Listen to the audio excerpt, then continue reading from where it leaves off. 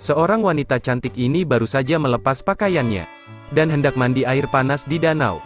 Tetapi pada saat ini, seekor king cobra tiba-tiba muncul di belakangnya. Tepat ketika wanita cantik itu tiba di air, punggungnya terasa dingin. Dia segera melihat ke belakang. Pada saat yang sama, wanita cantik itu melihat bahwa sahabatnya belum kembali. Jadi dia segera pergi ke danau untuk mencarinya. Tanpa diduga, dia bertemu dengan ular raksasa itu secara langsung. Di sisi lain, sekelompok aktor sedang syuting di hutan. Tepat ketika si cantik sedang berkonsentrasi membacakan dialog, ular itu tiba-tiba muncul di depannya. Si cantik sangat ketakutan, sehingga dia berbalik dan lari. Tetapi gadis itu dengan cepat disusul oleh ular raksasa itu. Dengan teriakan, ular itu mengambil kotak makan siang itu dengan keras. Teman-teman lainnya juga ketakutan dan pergi dengan cepat. Tetapi mereka diculik oleh sekelompok perampok. Kemudian mereka dibawa ke pabrik yang ditinggalkan. Xiao Shuai mengetahui bahwa Xiao Mei dibawa pergi. Dia berencana untuk menyelinap ke kamp, pergi untuk menyelamatkan mereka. Pertama, dia menggunakan satu gerakan untuk membunuh seorang adik laki-laki. Kemudian dia menggunakan pistolnya untuk menaklukkan semua penjaga di luar. Dia berhasil menemukan Xiao Mei dan yang lainnya. Tetapi ketika mereka hendak pergi, mereka kebetulan bertemu para perampok yang kembali. Segera kedua belah pihak mulai bertarung dengan sengit. Ketika beberapa orang bertarung dengan kekuatan penuh, ular itu bergegas mengikuti suara.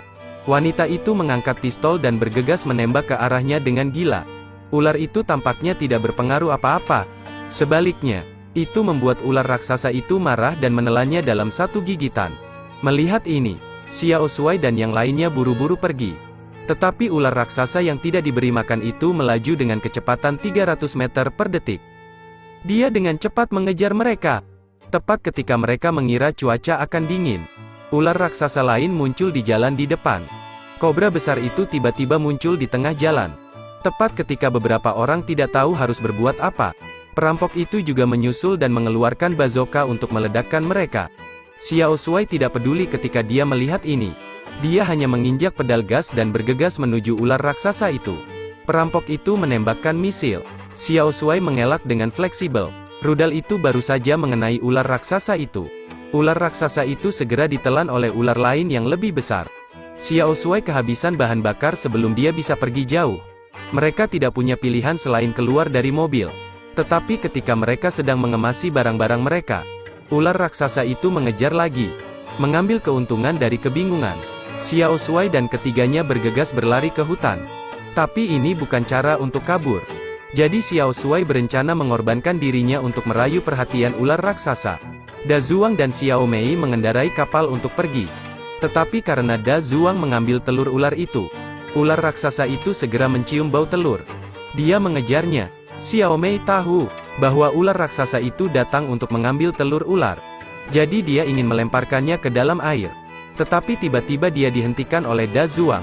Xiao Mei mengambil kesempatan untuk mendorongnya ke dalam air. Dan kemudian dengan cepat berlayar dengan telur ular.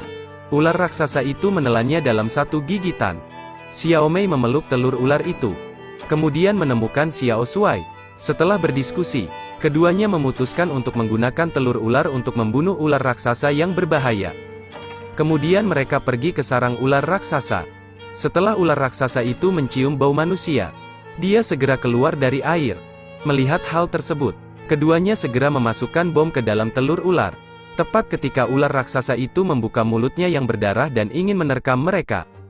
Xiao Shuai melihat waktu yang tepat dan melemparkan bom ke mulutnya. Segera setelah itu, mereka dengan cepat melompat dari tebing. Dengan suara keras, ular raksasa itu mengambil kotak makan siang. Mereka berdua sampai ke pantai. Dan perilaku heroik Xiao Shuai juga memenangkan hati Xiao Mei. Sejak saat itu, keduanya telah menjalani kehidupan yang tak terlukiskan. Video berakhir. Sampai jumpa lagi.